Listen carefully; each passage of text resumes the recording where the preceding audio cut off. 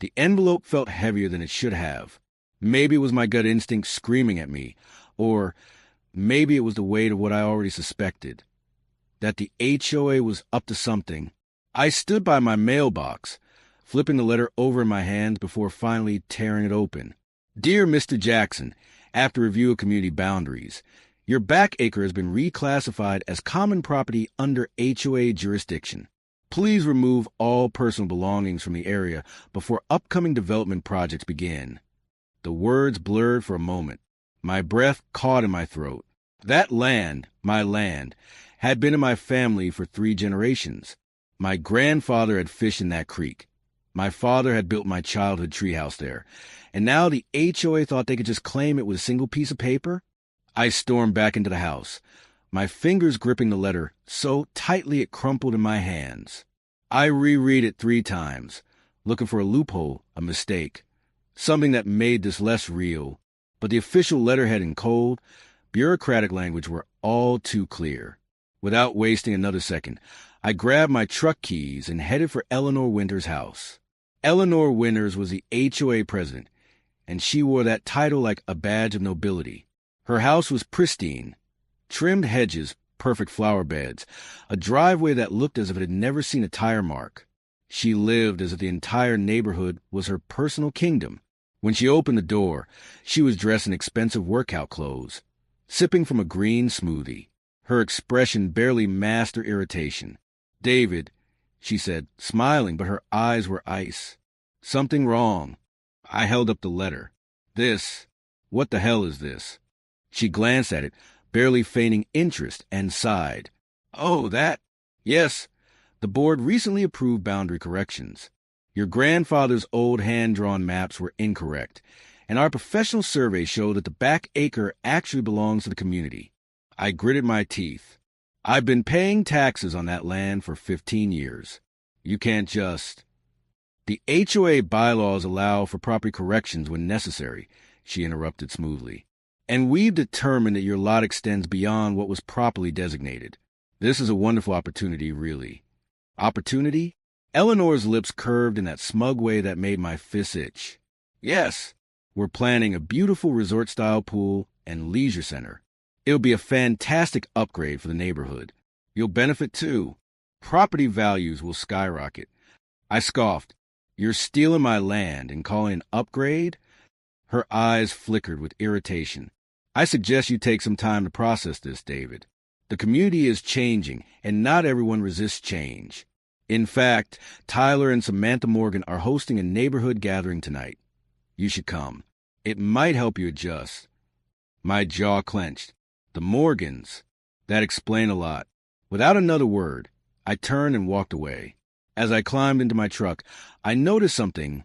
Music, laughter. Just beyond Eleanor's yard, I could see the Morgans and their guests sipping cocktails by their brand-new pool. A pool that looked suspiciously close to my backyard. I spent the night listening to the thump of bass and distant chatter from a Morgan's party. It wasn't until 1:15 a.m. that I finally snapped. I marched across the street and knocked. Hard. Tyler Morgan answered red-faced, holding a beer. "Hey, man. Party's over. What's up?" I forced a calm breath. "It's almost 1:30. Some of us work tomorrow." Samantha appeared behind him, arms crossed. "We turned the music off at 1. HOA rules say that's allowed." The smugness in her voice confirmed what I already suspected. They knew. I folded my arms. "You knew about Eleanor's plan for my land, didn't you?" Tyler looked away. Samantha shifted uncomfortably. "It's not stealing," she finally said. "It's reallocating." "Reallocating?" I repeated, my voice low and dangerous. Tyler shrugged. "Look, man, it's not personal. Eleanor showed us the real property lines. Your grandfather's maps were wrong." I exhaled sharply, turning away before I said something I'd regret. I needed proof. Real proof. The attic smelled like old wood and dust, but I dug through my grandfather's things until I found what I was looking for, his old property documents. I spread them across the kitchen table, comparing them to the HOA's new survey. Something didn't add up. My grandfather's map followed the land's natural features: the creek, the old oak tree. the rocky ridge. The HOA's map ignored them entirely, drawing neat, straight lines that conveniently cut off my best acre. And then I saw it. A tiny handwritten note in the corner of my grandfather's deed. County marker surveyed in 1952. Permanent boundary verification. If those markers still existed, I could prove the HOA wrong. I grabbed my phone and scrolled through my contacts until I found one name, James Jacobson, a professional surveyor who had worked with my father years ago. I texted him, even though it was nearly 3 a.m., need urgent help with a land survey. HOA is trying to take my property. Call me first thing in the morning. I sat back, adrenaline still racing. This wasn't over. Not by a long shot. The next morning, I called in sick to work and drove straight to the county records office. My cousin Vince worked there, and if anyone could give me access to old property records, it was him. Vince skimmed through the files, muttering, "These HOA people are getting bolder every year. Ah, here it is." He slid a thick, yellow document across the table. I scanned it quickly, and my heart nearly stopped. The 1952 survey didn't just confirm my land's boundaries. It showed that my property was actually bigger than I had thought. The creek had shifted in a flood during the 70s, but property lines don't move with the water, which meant the HOA hadn't just taken my land. They had undervalued all of it. As I drove home, I passed the Morgan's house.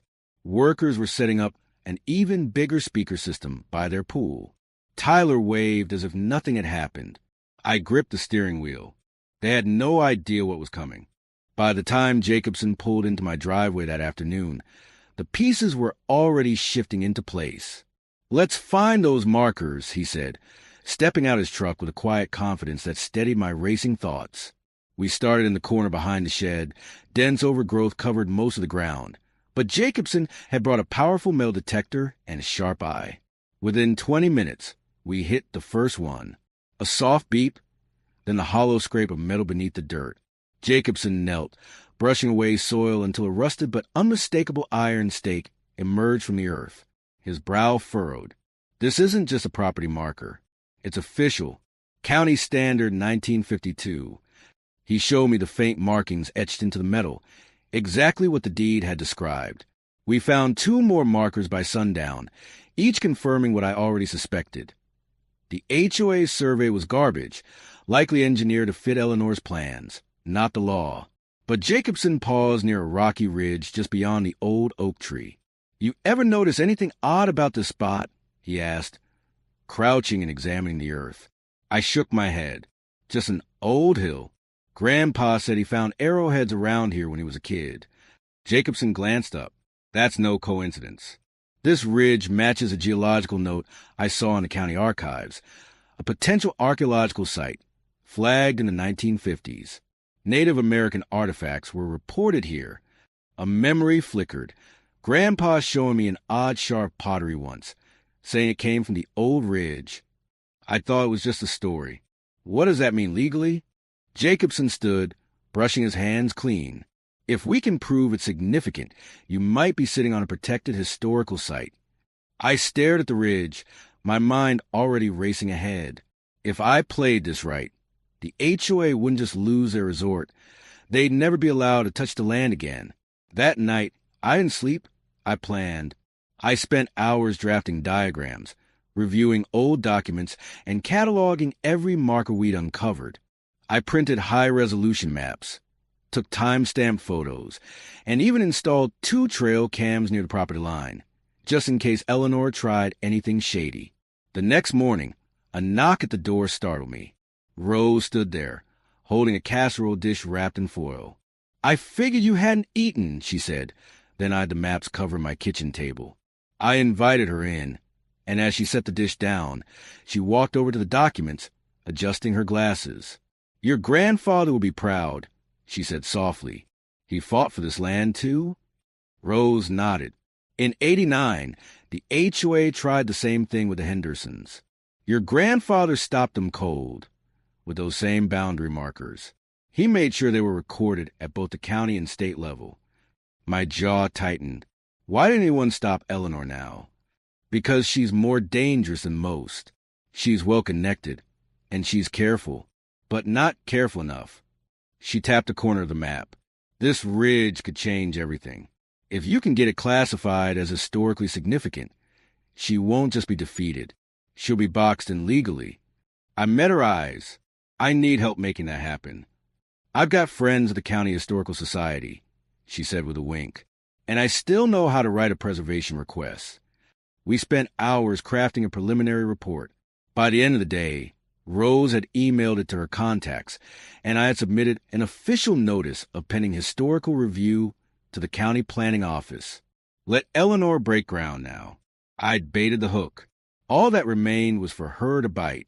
The next clue came from Vince, my cousin at the county office. He called me later that night, his voice hushed and urgent. "You were right," he said. "Eleanor didn't just push a fake survey.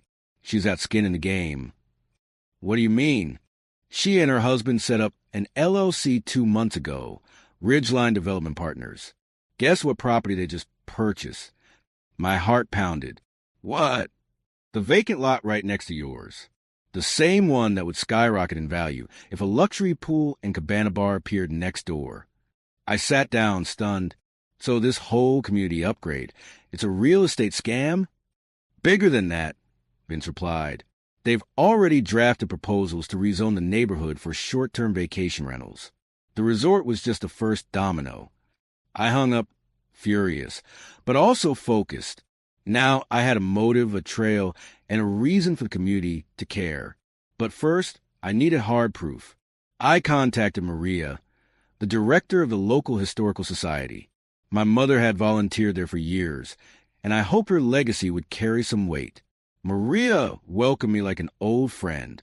"You're not the first to ask about Eleanor," she said, pulling a dusty folder from a shelf. "This same development firm gutted Meadowbrook last year. Turned it into a weekend rental nightmare." She opened a small box from the archive room. "Your grandfather donated these. Pottery shards and arrowheads. Found right on your property. No one followed up on them until now." My breath caught as I held one of the artifacts. History had been buried under my feet all along, and now it was my strongest weapon. It didn't take long for Eleanor to retaliate. 2 days later, massive construction lights suddenly lit up my backyard at 2 a.m., mounted on the Morgan's property, and pointed directly at my house. I squinted through the blinds. In the blinding floodlights, I saw figures moving through my yard, quietly pulling up the marker flags Jacobson and I had placed. By 4:30 a.m., the rumble of a bulldozer shattered quiet. I ran outside, flashlight and deed papers in hand, yelling for them to stop. The operator killed the engine, confused. "I'm just following orders, man. HOA says this is common land." I held up the deed. "That's where you're wrong." Moments later, headlights appeared on the road. Eleanor's white Range Rover pulled in, followed by the Morgans and 2 men in expensive suits. "Early riser, David," she said with a frozen smile. "Just in time for the groundbreaking ceremony." "You're trespassing," I said. "Sheriff Davis is on his way." She scoffed. "This land is community property. We're offering generous compensation," which I've declined. "I've filed an emergency injunction. Your project is now under historical review." That silenced her for a moment. But when Sheriff Davis arrived, Eleanor tried everything, from fake permits to half-truths about noise complaints. Thankfully, Rose arrived like a storm, carrying a stack of old HOA meeting minutes that confirmed the original boundaries had been legally recorded. I handed Davis Jacobson's full report, the original deeds, and photos of the stolen markers. After reviewing everything, the sheriff turned to Eleanor. "Ma'am, if you bring a bulldozer onto this man's property again, I'll arrest you myself." The construction crew packed up. The crowd of neighbors watching from the sidewalk started murmuring. Eleanor noticed, and her mask cracked for the first time. "We're invoking the emergency powers clause," she spat before leaving. "You've made an enemy, Jackson." I smiled. "Then you better bring a better game." The next morning, Rose called. "I've got news," she said, voice crackling with excitement. "Maria got a preliminary preservation approval from the county." I nearly dropped my coffee. "Already?" Turns out those artifacts your grandfather donated are rarer than we thought. This could become an officially protected site, maybe even eligible for a state grant. But it wasn't just the preservation status that mattered. It was the leverage. The law required a 200-foot buffer zone around protected sites, meaning nothing could be built, modified, or expanded anywhere near the ridge or its surrounding area. Effectively, the entire resort plan was now frozen in legal limbo. I sat on my porch that evening, watching the sun dip over the trees, while Rose brought over a folder labeled Property Protection Strategy. "You won the first battle," she said, pouring me a cup of tea. "But they'll try again. You need to be ready." I opened the folder. Inside were steps for filing a formal historical claim, ethics complaints against Eleanor, and proposals for new HOA bylaws to prevent future abuse. And tucked in the back was an application for a position on the HOA Architectural Review Committee. Rose grinned. "If you want to protect your land, you'll need a seat at the table." I looked out at my property, at the markers, at the old oak tree where Grandpa used to sit. "I'm not just protecting my land," I said quietly. "I'm protecting everything it stands for." And this time, I wouldn't be fighting alone. By the next morning, the neighborhood was buzzing. The bulldozer incident had spread like wildfire. Neighbors whispered over fences. Text threads lit up, and people would ignore my fight before suddenly paying attention.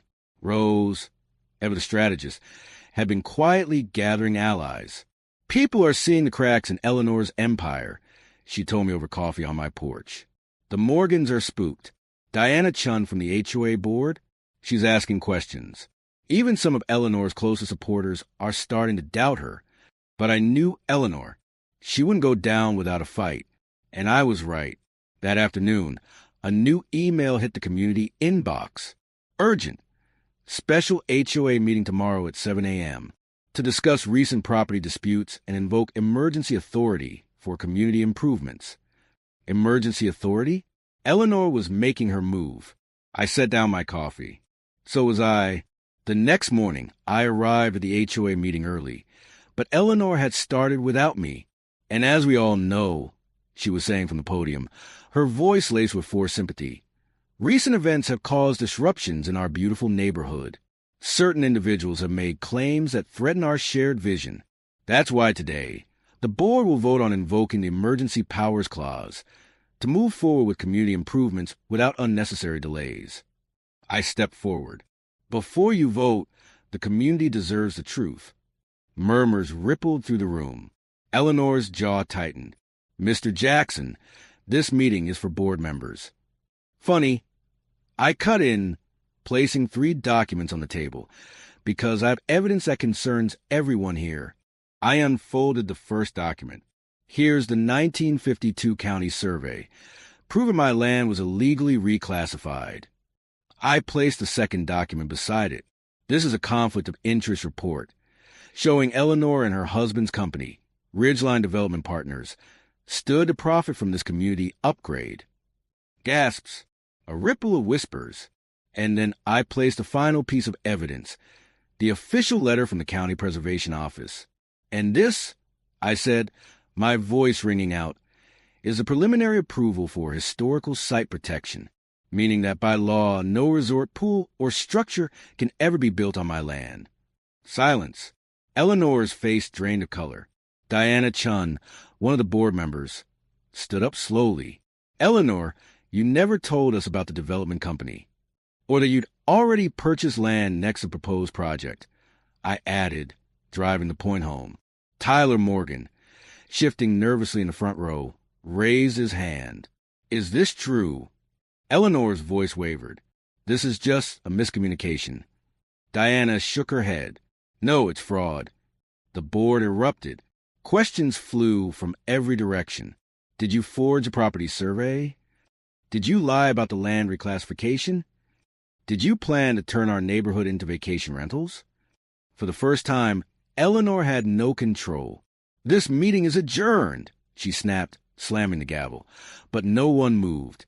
Diana picked up her own microphone. "Actually, as vice president, I call for an immediate vote to remove Eleanor Winters from her position as HOA president." Stunned silence. Then One by one, hands went up. Even Tyler Morgan voted against her. Eleanor stood frozen, her lips pressed into a thin line. This isn't over. No, I said, tucking my documents back into my folder. But you are. For a few days, it seemed like Eleanor was finally beaten. But just when I thought it was over, Tyler Morgan knocked on my door. He looked different, weary, nervous, and he held a USB drive in his hand. We need to talk, he said. I let him in, half expecting some new trick. I should have come to you sooner, he admitted, setting the USB down. Eleanor's been planning something bigger. I crossed my arms. What? She knew you'd win in court, so she came up with a new plan to discredit you. I frowned. Discredit me how? Tyler exhaled sharply. She had us help fake evidence. Emails, reports, making it look like you falsified your deed records. If she had time to leak them, she could claim you were fraud. I stared at the USB drive. Inside it was everything. Emails, voice recordings, proof of Eleanor's final scheme. Tyler swallowed. She promised us protection. But when the tax reassessments hit our house, I asked for help. She laughed and said we were acceptable collateral damage. That was all I needed to hear. That night, at the HOA's next meeting, I walked in with Tyler's USB drive. Eleanor was already at the podium, feigning confidence. And we must consider the false evidence presented by certain individuals. Let's talk about false evidence, Eleanor. I said, plugging the USB into the projector. The room fell deathly silent as her own emails appeared on the screen. We need to make it look like Jackson falsified his land records. If the board doubts him, we can still win. Her own voice played over the speakers. We can bury him under legal fees. If he loses credibility, he loses everything. Eleanor's face drained of color. Diana Chun stood. I moved for a formal investigation into Eleanor Winter's actions. Seconded. Thirded. Unanimous. Eleanor stood there, breathing hard, knowing it was over. Security escorted her out. The next day, she put her house up for sale. 6 months later, the HOA changed. The corrupt members resigned. The bylaws were rewritten, with stricter financial transparency rules and protections for homeowners' rights. Rose, she became vice president of the new HOA board. As for me, I was elected to the Architectural Review Committee, with final say over all property disputes. The Morgans' illegally built pool, they had to tear it down. And my land, permanently protected. One evening, Rose came over with a bottle of wine and a thick stack of papers. The State Historical Society approved your grant, she said with a grin. Your land is officially a protected cultural site. I exhaled, looking out at the land my grandfather once walked, now safe forever. Rose raised her glass.